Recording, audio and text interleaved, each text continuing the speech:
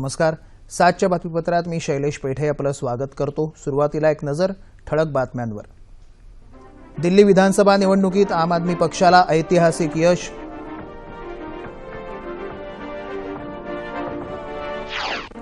पैकी 67 जागांवर आपचा विजय तर भाजपला अवघ्या 3 जागा. काँग्रेस शून्यावर.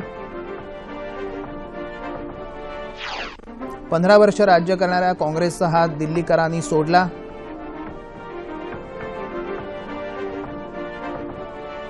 जनतेबरोबरचा संवाद काँग्रेस पुन्हा जोडणार. पराभवाची कारणं भाजपा शोधणार. दिल्लीच्या विकासाकरता झटणार असल्याची अरविंद केजरीवाल यांची ग्वाही.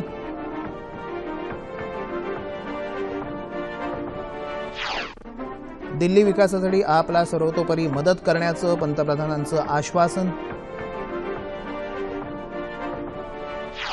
आणि न्यायालयाच्या स्थगितीपूर्वी मराठा आरक्षणाच्या अंतर्गत झालेल्या नियुक्त्या कायम होणार. पाहूया सविस्तर वृत्त. दिल्ली विधानसभेच्या 70 जागांपैकी तब्बल 67 जागांवर विजय मिळवत आम आदमी पक्षानं नवीन इतिहास रचला आहे. निवडणुकीचे निकाल लागल्यापासून आपचे अरविंद केजरीवाल यांच्यासह सर्व पक्षनेत्यांवर अभिनंदनाचा वर्षाव सुरू आहे. सत्ता स्थापनेबाबतचं धोरण ठरवण्यासाठी आपची आज सायंकाळी नवी दिल्लीत बैठक होणार आहे. दिल्लीचे मुख्यमंत्री म्हणून अरविंद केजरीवाल यांचा 14 फेब्रुवारी रोजी दिल्लीच्या रामलीला मैदानात शपथविधी होणार आहे.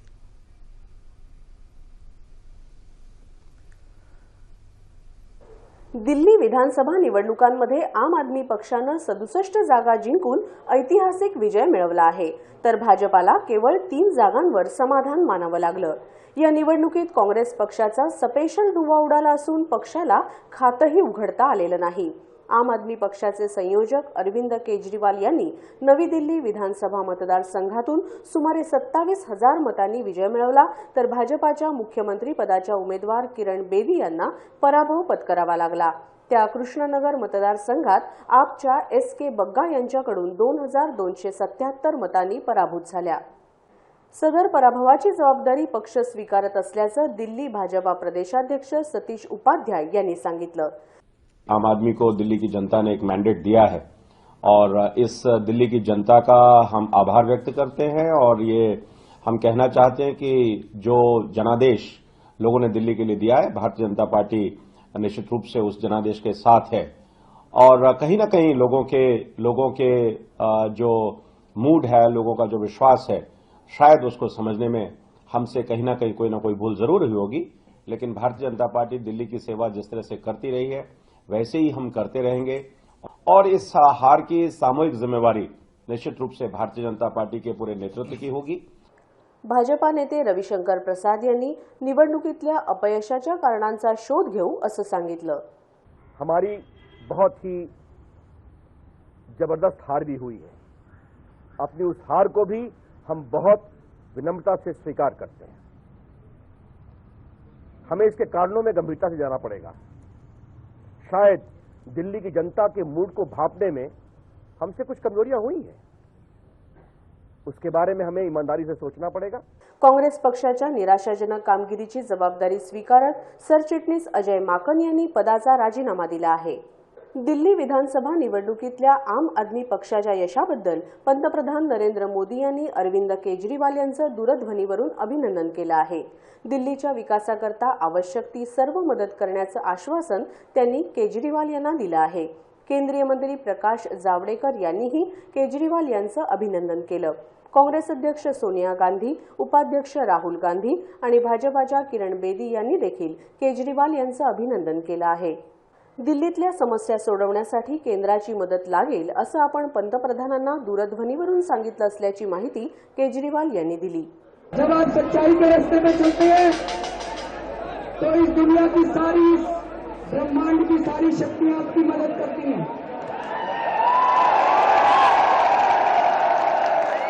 आपके नतीजे आए वो वाकई अद्भुत है.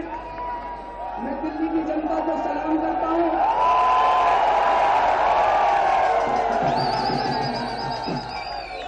लेकिन जब कार्यकर्ताओं ने रात दिन मेहनत की, कई लोग ऐसे हैं जिन्होंने अपनी नौकरियां छोड़ दी, कई लोग ऐसे हैं जिन्होंने अपनी दुकानें बंद कर दी, 24-24 घंटे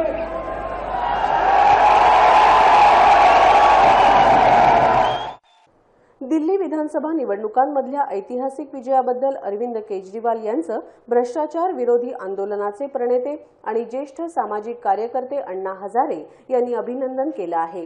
केजरीवाल यांना या विजयाबद्दल आपण शुभेच्छा देत आहोत असं त्यांनी आज राळेगण सिद्धी इथं पत्रकारांना सांगितलं. जनलोकपाल विधेयकासाठी केलेला संघर्ष आणि हे विधेयक अंमलात आणण्याची बांधिलकी केजरीवाल यांनी विसरू नये असं आवाहन हजारे यांनी केलं आहे.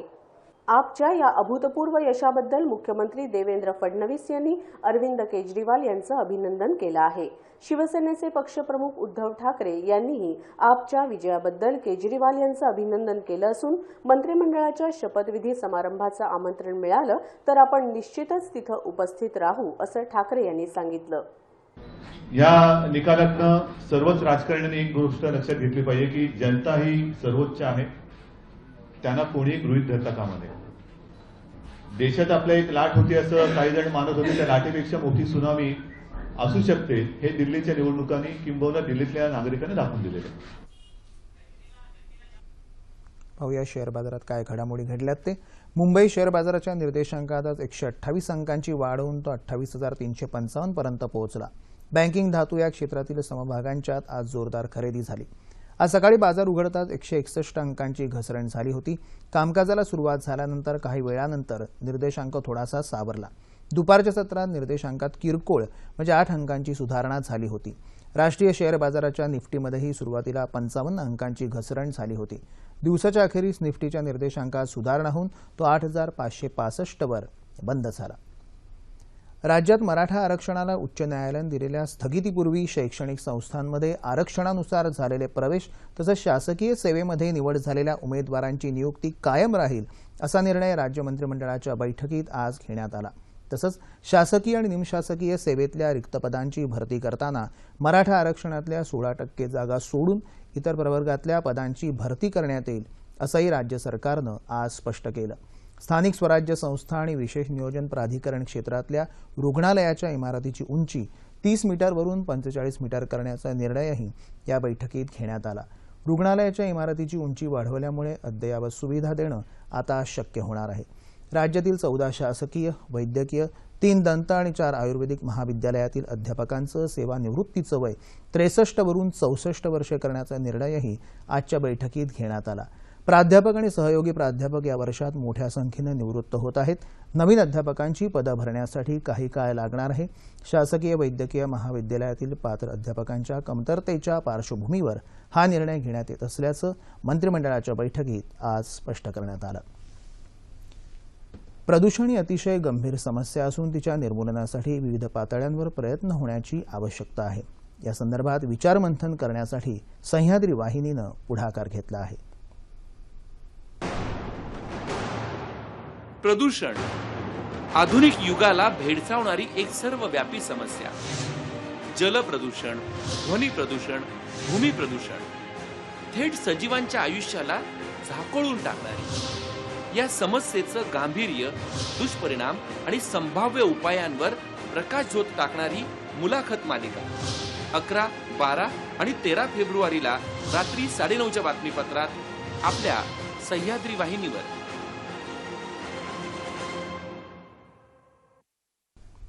100 दिवसांच्या आपल्या कार्यकाळाचा हिशोब विरोधक मागत आहेत. मात्र गेली 15 वर्ष ज्यांनी सत्ता केली त्यांनी राज्यावर 3 लाख कोटी रुपयांचं कर्ज केलं आहे. त्यामुळे राज्याच्या तिजोरीत खडखडाट झाला आहे असं मुख्यमंत्री देवेंद्र फडणवीस यांनी म्हटलं आहे.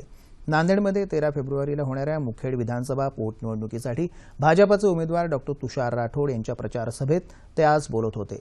आर्थिक संकटात राज्य असून देखील राज्य सरकार संकटात सापडलेल्या शेतकऱ्यांसाठी 7,000 कोटी रुपयांची मदत करत असल्याचंही मुख्यमंत्री म्हणाले. ऊसतोड कामगारांच्या कुटुंबासाठी दिवंगत गोपीनाथ मुंडे विकास महामंडळाची स्थापना करण्यात येणार असून त्यांच्या मुलांच्या शिक्षणाचा आणि घराचा प्रश्नही सोडवणार असल्याचं मुख्यमंत्र्यांनी सांगितलं. त्याचबरोबर लेंडी धरणाचा प्रश्न लवकरच मार्गी लावू असंही मुख्यमंत्री आज म्हणाले. लोकमान्य टिळक टर्मिनस ते बिदर ही साप्ताहिक एक्सप्रेस आजपासून सुरू झाली. रेल्वे मंत्री सुरेश प्रभू यांनी व्हिडिओ कॉन्फरन्सिंगद्वारे तर भाजपाच्या खासदार पूनम महाजन यांनी प्रत्यक्ष लोकमान्य टर्मिनसवरून रेल्वेला हिरवा झेंडा दाखवून रेल्वे गाडीचं उद्घाटन केलं. ही गाडी दर मंगळवारी दुपारी 12:05 लोकमान्य टिळक टर्मिनसवरून सुटेल आणि दुसऱ्या दिवशी सकाळी 4 वाजता बिदरला पोहोचेल. तर ही गाडी दर बुधवारी बिदरहून सकाळी 7:30 वाजता सुटेल आणि त्याच दिवशी रात्री 11:55 लोकमान्य टिळक टर्मिनसला पोहोचेल, अशी माहिती रेल्वेच्या जनसंपर्क अधिकाऱ्यांनी दिली. देशातल्या खेडोपाड्यात नागरिकांना पोहोचण्यासाठी रेल्वे महत्त्वाचं माध्यम असल्यानं अशा प्रकारच्या आणखी सेवा सुरू करणार असल्याचं पूनम महाजन यांनी यावेळी सांगितलं. गेल्या वर्षीच्या रेल्वेच्या अंदाजपत्रकात तरतूद केल्याप्रमाणे पुणे लखनौ ही साप्ताहिक एक्सप्रेस आजपासून पुण्यातून सुरू करण्यात आली. रेल्वेमंत्री सुरेश प्रभू यांनी व्हिडिओ कॉन्फरन्सिंगद्वारे रेल्वेला हिरवा झेंडा दाखवला. ही रेल्वेगाडी दर मंगळवारी पुण्याहून रात्री 10 वाजता सुटून गुरुवारी दुपारी 2:30 वाजता लखनौला पोहोचेल. तर दर गुरुवारी सकाळी 6:30 लखनौवरून सुटून पुण्याला दुसऱ्या दिवशी सकाळी 11 वाजता पोहोचेल. देशभर आज राष्ट्रीय जंत निर्मूलन दिन पाळला जाणार आहे. केंद्रीय आरोग्य आणि कुटुंब कल्याण मंत्री जे.पी. नड्डा यांनी जयपूर इथं काल आयोजित एका कार्यक्रमात याबाबत घोषणा केली होती. या राष्ट्रीय जंत निर्मूलन दिनाचं औचित्य साधत पहिल्या टप्प्यात आज 11 राज्यातल्या जवळपास 14 कोटी मुलांना हे औषध देण्यात येणार आहे. हे औषध सरकारी शाळा आणि अंगणवाडी केंद्रावर निःशुल्क उपलब्ध असून 14 फेब्रुवारीपर्यंत या औषधांचा पुरवठा केला जाणार आहे. धुळे जिल्ह्यातल्या फागणे इथं सीएस बाफना शाळेमध्ये जिल्हाधिकाऱ्यांच्या हस्ते जंतुनाशक गोळ्या वाटपाची मोहिमेला सुरुवात झाली. परभणी जिल्ह्यात जिंतूर तालुक्यात पत्रकार राजीव देशमुख आणि त्यांच्या कुटुंबियांवर झालेल्या हल्ल्याचा निषेध करण्यासाठी आज पत्रकार हल्लाविरोधी कृती समिती आणि परभणी जिल्हा बहुभाषिक पत्रकार संघाच्या वतीनं धरणं आंदोलन करण्यात आलं. ज्येष्ठ पत्रकार दिलीप माने यांच्या नेतृत्वाखाली झालेल्या आंदोलनात परभणी जिल्ह्यातले बहुसंख्य पत्रकार सहभागी झाले होते. जिल्ह्यामध्ये पत्रकारांवर होणाऱ्या हल्ल्यांमध्ये वाढ होत असल्याबद्दल यावेळी आंदोलनकर्त्यांनी नाराजी व्यक्त केली. या प्रकरणातल्या आरोपींवर तात्काळ कारवाई करण्याची मागणीही यावेळी करण्यात आली. पाहूया हवामान वृत्त. राज्यात विदर्भाच्या काही भागात किमान तापमानात सरासरीपेक्षा किंचित घट झाली आहे.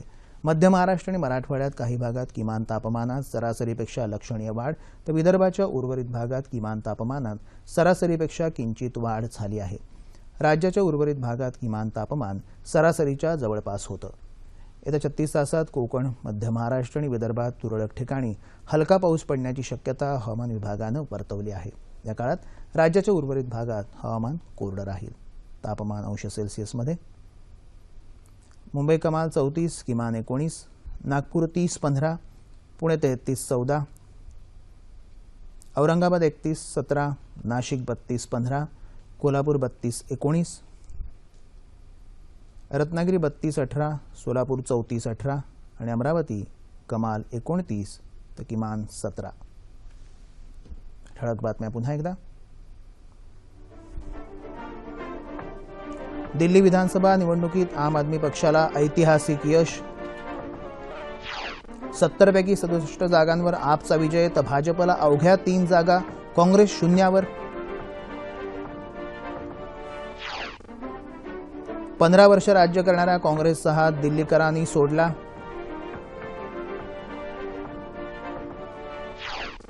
जनतेबरोबरचा संवाद काँग्रेस पुन्हा जोडणार, पराभवाची कारणं भाजपा शोधणार. दिल्लीच्या विकासाकरता झटणार असल्याची अरविंद केजरीवाल यांची ग्वाही.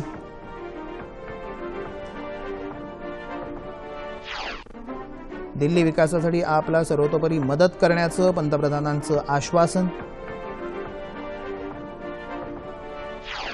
आणि न्यायालयाच्या स्थगितीपूर्वी मराठा आरक्षणाच्या अंतर्गत झालेल्या नियुक्त्या कायम होणार. याबरोबरच हे बातमीपत्र संपलं. गेल्या वर्षी झालेल्या लोकसभा निवडणुकीत न भूतो न भविष्यती असा विजय मिळवणाऱ्या भाजपचा विजयाचा रथ दिल्ली विधानसभा निवडणुकीत झालेल्या दारुण पराभवानं रोखला गेला आहे.